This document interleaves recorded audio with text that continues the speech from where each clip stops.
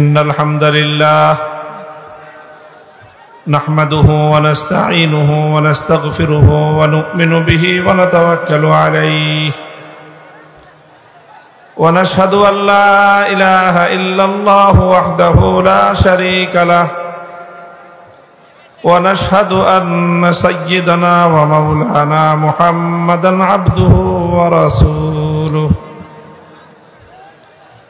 صلى الله تعالى عليه وعلى آله وأصحابه وبارك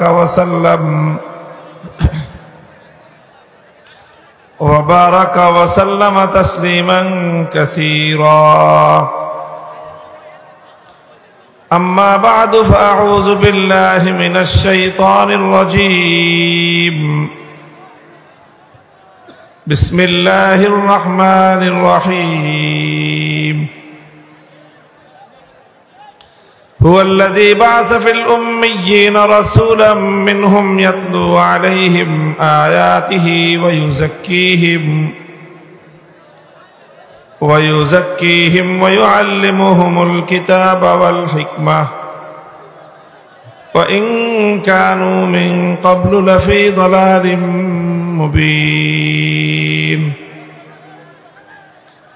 بارك الله لنا ولكم في القرآن العظيم ونفعنا وإياكم بالآيات والذكر الحكيم আমি কোরআনে পাকের সূরাতুল জুমআ থেকে তেলাওয়াত করেছি অল্প একটু। আয়াতের বিষয়বস্তু আপনারা হয়তো অনেকেই অনুধাবন করেছেন। আয়াতের বিষয়বস্তু হলো হযরত রাসূল আকরাম সাল্লাল্লাহু আলাইহি ওয়াসাল্লাম যিনি পৃথিবীতে একটি অনেক বড় ধরনের ইনকিলাব বিপ্লব সাধন করেছিলেন। আইয়ামে জাহিলিয়াতের যুগে সেই আরব বেদুইনদের মরুচারী সভ্যতার বর্বরতার যুগে তিনি মক্কা মদিনা এবং জাজিরাতুল আরবকে কেন্দ্র করে এমন এক বিপ্লব, এমন এক পরিবর্তন সাধন করেছিলেন যেই পরিবর্তন শুধু জাজিরাতুল আরবেই সীমাবদ্ধ ছিল না, শুধু আরব ভূখণ্ডেই সীমাবদ্ধ ছিল না, বরং পৃথিবীর উত্তর থেকে দক্ষিণ মেরু পর্যন্ত সারা পৃথিবীকে আন্দোলিত করেছিল। সারা দুনিয়ার বর্বরতা অসভ্যতার কবর রচনা করে মানবতা এবং ইনসানিয়তের ফুল বাগান ফুটিয়েছিল। রাসূল সাল্লাল্লাহু আলাইহি ওয়াসাল্লাম সর্বকালের সর্বযুগের সর্বশ্রেষ্ঠ বিপ্লবী। তিনি পরিবর্তন এনেছেন। তিনি জাহিলিয়াতের অন্ধকার দূর করে তিনি আলো ফুটিয়েছেন, হেদায়েতের আলো। গুমরাহির অন্ধকার দূর করে হেদায়েতের আলোক বর্তিকা তিনি জ্বালিয়েছেন। এই কথাগুলো শুধু আমাদের নয়, বরং বিশ্ব ইতিহাসের সব শ্রেণী পেশা ধর্ম বর্ণ নির্বিশেষে সমগ্র মানব জাতির এগুলো ঐক্যমতের কথা।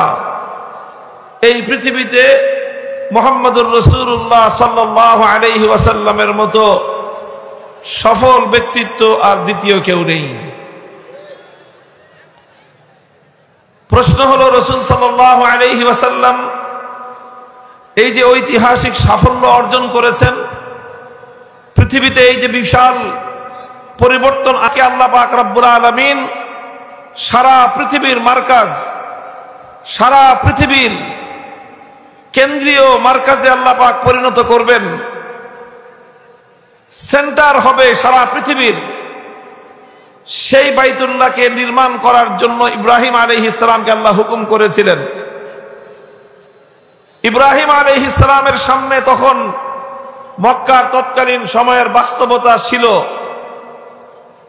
যে মক্কা নগরী এমন একটা জায়গা যেখানে শুধুমাত্র পাহাড় আর পাহাড়, চারিদিকে শুধু পাথুরে ভূমি, সেই পাহাড়ের উপত্যকা ছাড়া সেখানে আর কিছুই নাই, এক চিলতে মাটি পর্যন্ত সেই ভূমিতে নাই, অন্য কোনো কিছু নাই যেটা সারা দুনিয়ার মানুষকে আকৃষ্ট করবে।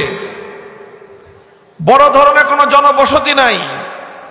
এই অল্প কিছুদিন আগে এখানে ছোট্ট একটা বসতি গড়ে উঠেছে বনু জুরহুমের। তো এই বাইতুল্লাহ সারা দুনিয়ার মানুষের জন্য মারজা হবে, সারা দুনিয়ার মানুষের জন্য কেন্দ্রবিন্দুতে পরিণত হবে। এটা হবে কিভাবে? এমনি এমনিতে হওয়া সম্ভব নয়। কোন বিল্ডিং দিয়ে মার্কাজ হয় না, কোন ভবন দিয়ে, কোন দালান কোঠা দিয়ে, কোন ইমারত দিয়ে দুনিয়াতে কোন জিনিসের কেন্দ্র বা মার্কাজ তৈরি হতে পারে না।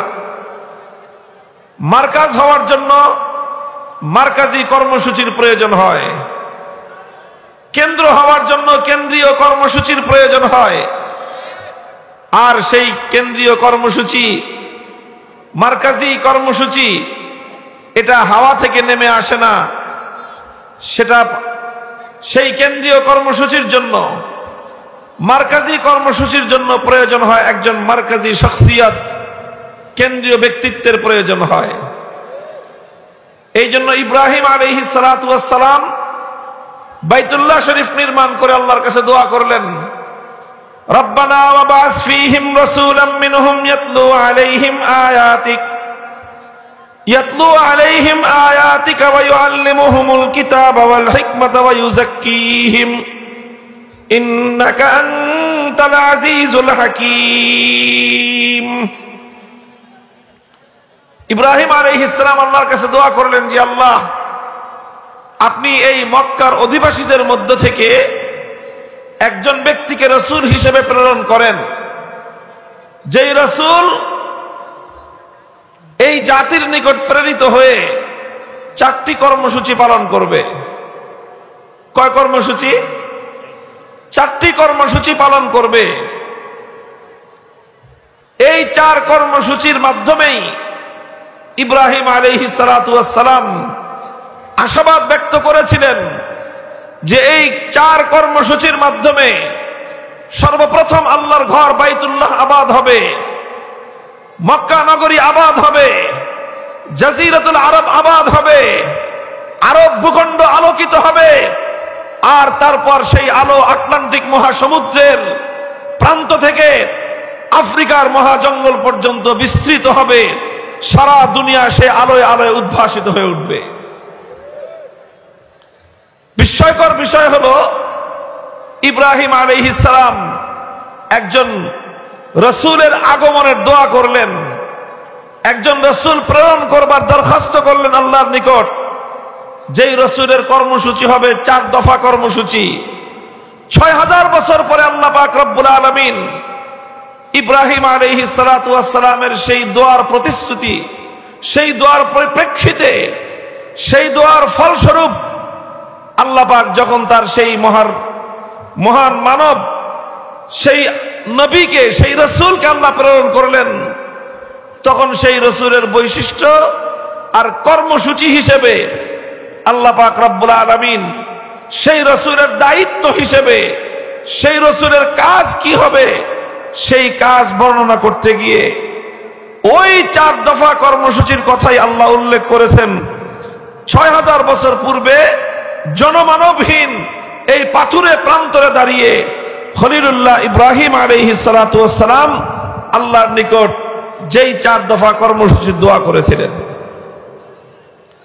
এই জন্য সূরাতুল বাকারার আয়াত আর সূরাতুল জুমার আয়াতের মধ্যে একটা চমৎকার সাদৃশ্য রয়েছে। আল্লাহ যখন সেই নবীকে পাঠালেন, সেই 4 দফা কর্মসূচির কথাই বললেন, সামান্য একটু অগ্রপশ্চাতের পার্থক্য। সুতরাং এখান থেকে আমরা স্পষ্ট উপলব্ধি করতে পারি যে কেন্দ্রীয় নেতৃত্বের জন্য, বিশ্ব সভ্যতা আমূল পরিবর্তনের জন্য, অন্ধকার এবং জাহেলিয়াতকে দূরীভূত করে সারা দুনিয়াকে আলোকবর্তিকায় উদ্ভাসিত করতে হলে আজও পর্যন্ত 4 দফা সেই কর্মসূচির কোনো বিকল্প নাই। আজকে সে যুগে আইয়ামে জাহেলিয়াত হবে না। আরে ওদিকে দিচ্ছেন কেন ঘুরায়া? আমার দিকে দেন, এদিকে দেন, এদিকে।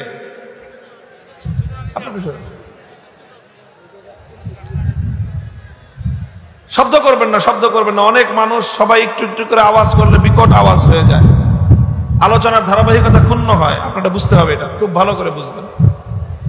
মুহতারাম হাজিরিন, বলতেছিলাম 4 দফা এই কর্মসূচির মূল কেন্দ্রবিন্দু হলো একটাই, সেটা হলো কোরআনে কারীম।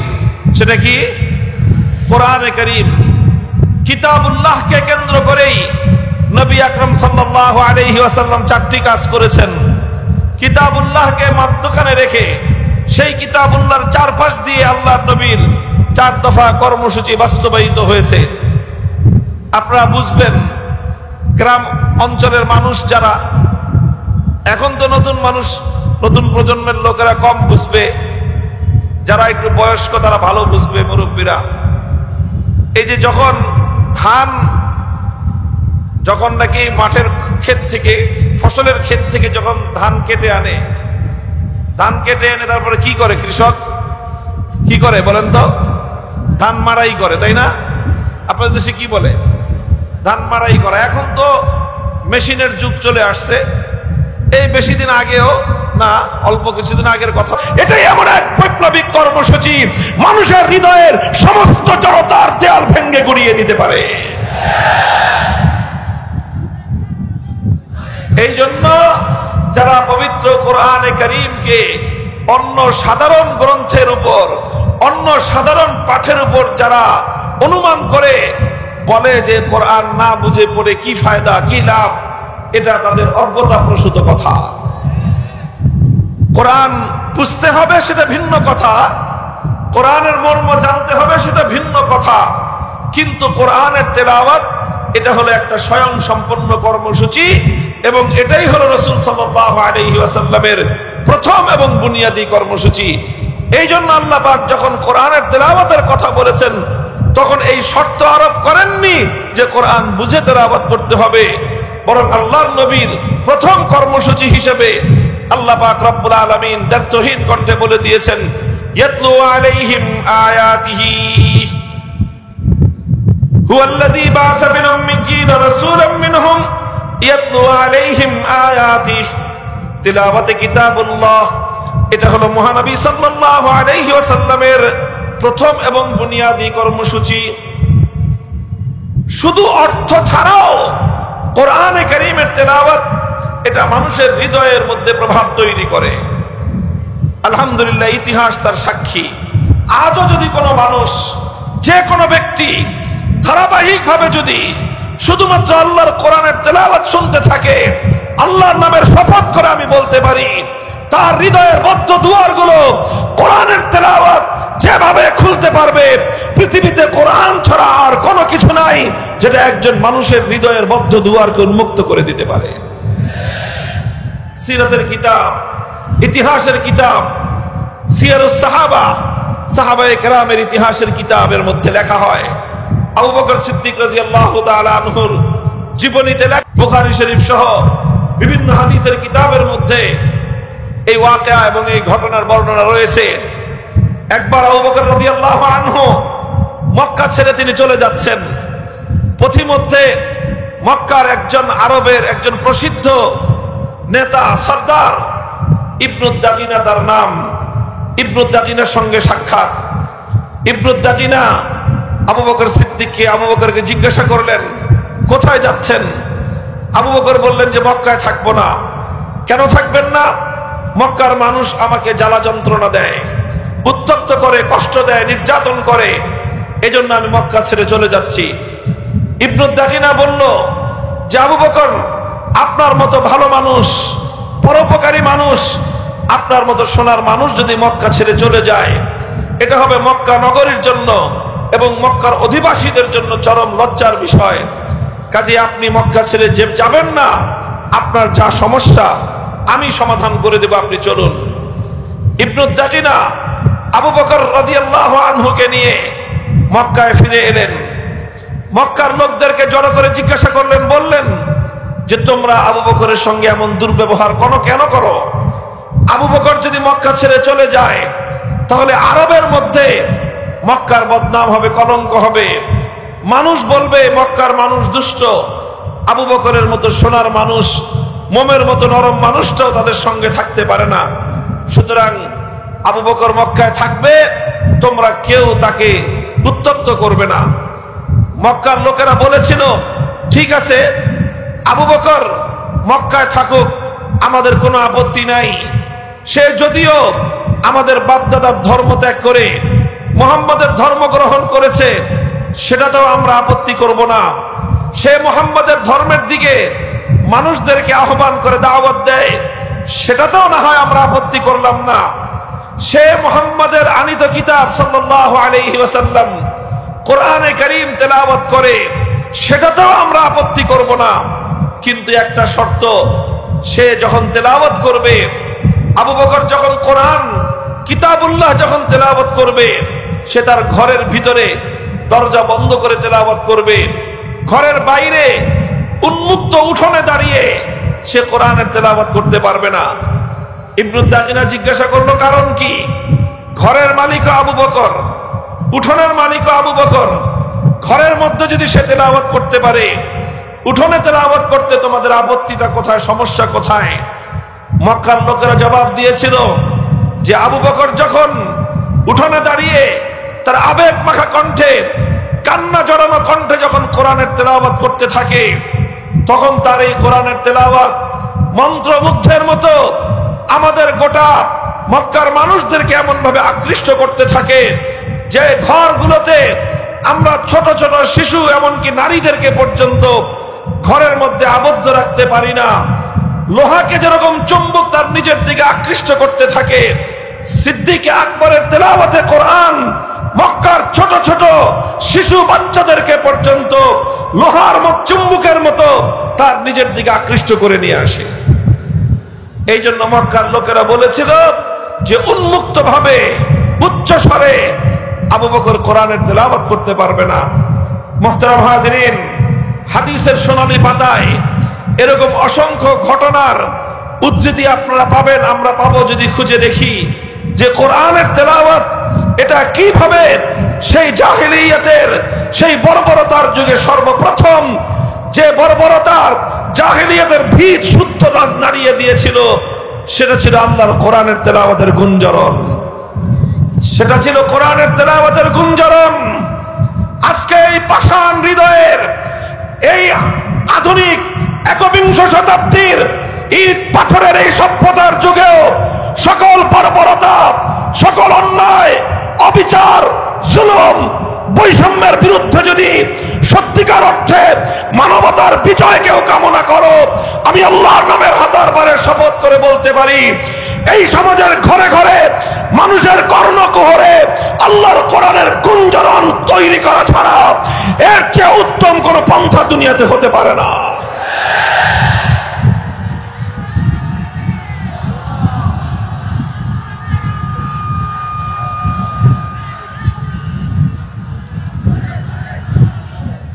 আলহামদুলিল্লাহ, নবী আকরাম সাল্লাল্লাহু আলাইহি ওয়াসাল্লামের সেই কর্মসূচি তেলাওয়াতে কিতাবুল্লাহ আজ আমাদের সমাজে আছে, টিকে আছে, সীমিত পরিসরে হলেও টিকে আছে। সেটা টিকে আছে আমাদের এই মাদারেসে কওমিয়ার মক্তব এবং হেফজখানাগুলোর মাধ্যমে। এই মক্তব এবং হেফজখানাগুলো থেকে মুসলমানদের সন্তানদেরকে আল্লাহর কোরআনের বিশুদ্ধ তেলাওয়াত, শুধু তেলাওয়াত শুদ্ধ করে তাদেরকে শিক্ষা দেওয়া হয়। আর আমাদের এই সোনার সন্তানেরা, কচিকাঁচা বাচ্চারা কোরআনের তেলাওয়াত নিয়ে মুসলিম সমাজের ঘরে ঘরে, মুসলিম সমাজের পাড়ায় পাড়ায়, মুসলিম সমাজের মহল্লায় মহল্লায় তারা আল্লাহর কোরআনের তেলাওয়াতের যে গুঞ্জরণ তুলে, সেই গুঞ্জরণের কারণে আজ আল্লাহর জমিনে কোন জাহিলিয়তের দাঁত গায়ে বসতে পারে নাই। এজন্য তারা বারবার চেষ্টা করে কোরআনের তেলাওয়াতের এই দুর্গগুলোকে উপড়ে ফেলতে, তারা এই বক্তব্য হেফজখানাগুলোর উপর নানা রকম বৈষম্যের নীতি চাপিয়ে এই মেহনতের ধারাকে বন্ধ করে দিতে চায়। এটা চেয়েছিল ব্রিটিশ সাম্রাজ্যবাদী শক্তি, এটা চেয়েছে সমস্ত জাহেলিয়াতের ধারক বাহক শক্তিগুলো নানা কৌশলে, নানা ষড়যন্ত্রের মধ্য দিয়ে মক্তব, হিফজ, কোরআনের এই শিক্ষা ব্যবস্থাকে সংকুচিত করে দেওয়ার পায়তারা চালিয়েছে। কথা বলেন ঠিক না বেঠিক? মনে রাখতে হবে, এটা আল্লাহর কোরআনের সবচেয়ে বুনিয়াদী মারকাজ। মক্তব, হিফজখানা আল্লাহর কোরআনের সবচেয়ে বুনিয়াদী দুর্গ। এই দুর্গ যদি ধসে পড়ে, উম্মার অস্তিত্ব বিলুপ্ত হয়ে যাবে।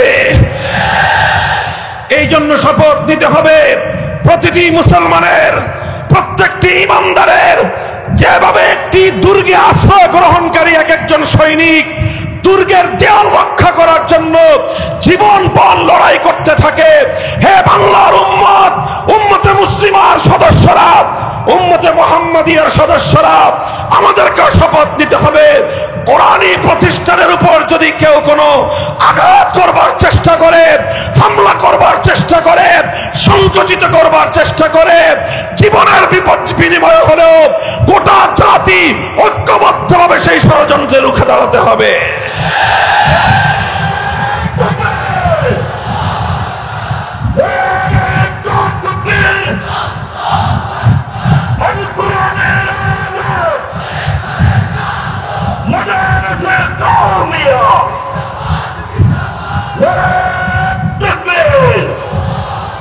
আমি আজ 5ই আগস্টের ঐতিহাসিক বিপ্লব পরবর্তী এই স্বাধীন বাংলার মাটিতে দাঁড়িয়ে আরেক ধাপ এগিয়ে কথা বলতে চাই। 100 বছর পর্যন্ত শুধু আমাদের মক্তব আর হিফজখানাগুলো এ জাতির মধ্যে আল্লাহর কোরআনের তেলাওয়াতের আমানত রক্ষা করবার ঐতিহাসিক দায়িত্ব পালন করেছে। এবার আমাদের আরো এক ধাপ অগ্রসর হওয়ার সময় এসেছে।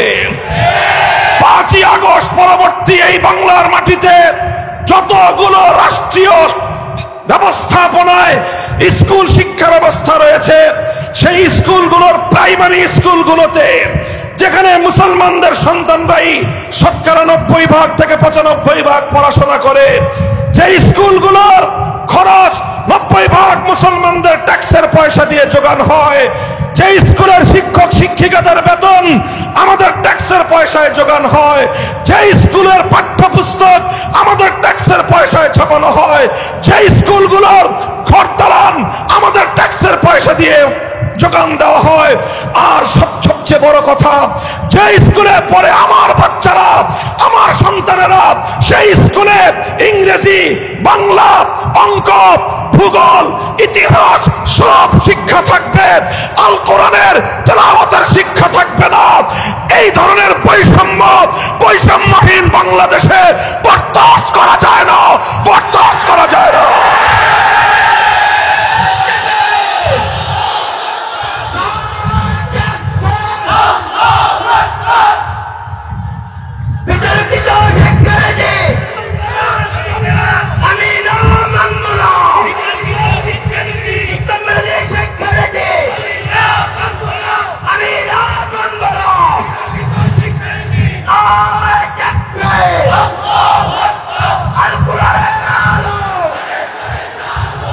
এই জন্য এটা আজ আমাদের গণদাবিতে পরিণত করতে হবে।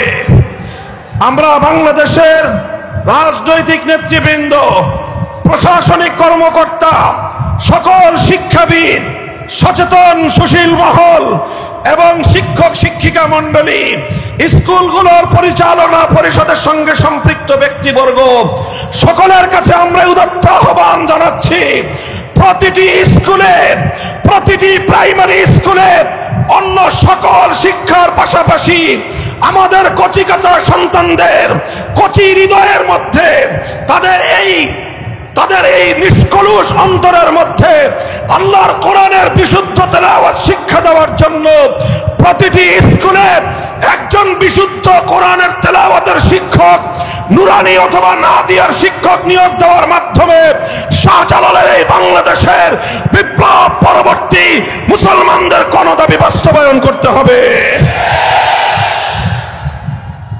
মুহতারাম হাজিরিন, এটা আমরা বলছি আজ, এই বলা শুরু করলাম, আমরা একটা একটা করে কথা উত্থাপন করছি। আর এভাবে আমরা লক্ষ্য করব, পর্যবেক্ষণ করব আমাদের কথাগুলো এই রাষ্ট্র ব্যবস্থা কতটুকু গুরুত্বের সঙ্গে পরিপালন করার উদ্যোগ গ্রহণ করে, সেটা পর্যবেক্ষণ করে আমরা আমাদের পরবর্তী পদক্ষেপ আমরা নির্ধারণ করব ইনশাআল্লাহ। এটা ছিল প্রথম দফা কর্মসূচি। আল্লাহর পয়গম্বর বিশ্বনবী মুহাম্মদুর রাসূলুল্লাহ সাল্লাল্লাহু আলাইহি ওয়াসাল্লাম আল্লাহ পাকের মহাগ্রন্থ, মানবতার মুক্তির গ্রন্থ আল কোরআনুল কারীমকে কেন্দ্র করে নবী আকরাম সাল্লাল্লাহু আলাইহি ওয়াসাল্লাম প্রথম যে দায়িত্ব এবং কর্মসূচি পালন করেছেন সেটা হলো ইয়াতলু আলাইহিম আয়াতিহি তিলাওয়াতে কিতাবুল্লাহ। এক নম্বর কর্মসূচি হলো তিলাওয়াতে কিতাবুল্লাহ। এরপরে আসেন দুই নম্বর কর্মসূচি, আল্লাহর পয়গম্বর মুহাম্মদ আরবি সাল্লাল্লাহু আলাইহি ওয়াসাল্লাম যেটা আল্লাহর কোরআনকে কেন্দ্র করে পালন করেছেন সেটা হলো ওয়ায়ুআল্লিমুহুমুল কিতাব। ওয়ায়ুআল্লিমুহুমুল কিতাব, ওয়ায়ুআল্লিমুহুমুল কিতাবের অর্থ হলো তালিমে কিতাব। এক নম্বর কর্মসূচি ছিল তিলাওয়াতে কিতাব, দুই নম্বর কর্মসূচি হলো তালিমে কিতাব। মনে থাকবে, এক নম্বর কর্মসূচি তিলাওয়াতে কিতাবুল্লাহ, দুই নম্বর কর্মসূচি হলো তালিমে কিতাবুল্লাহ। দুই নম্বর কর্মসূচি কি? তালিমে কিতাবুল্লাহর অর্থ হলো যেই কোরআনকে তুমি তেলাওয়াত করলা, যেই কোরআনের তেলাওয়াতকে তুমি কর্ণকুহরে গুঞ্জরিত করে হৃদয়ের মণিকোঠায় জাহিলিয়াত এবং অন্ধকার দূরীভূত করবার জন্য তুমি গ্রথিত করলা, এবার তুমি সেই কোরআনের প্রতি আরো মনোযোগী হও। শুধুমাত্র কোরআনের তেলাওয়াতের মধ্যেই যেন তোমার দায়িত্ব ক্ষান্ত না হয়।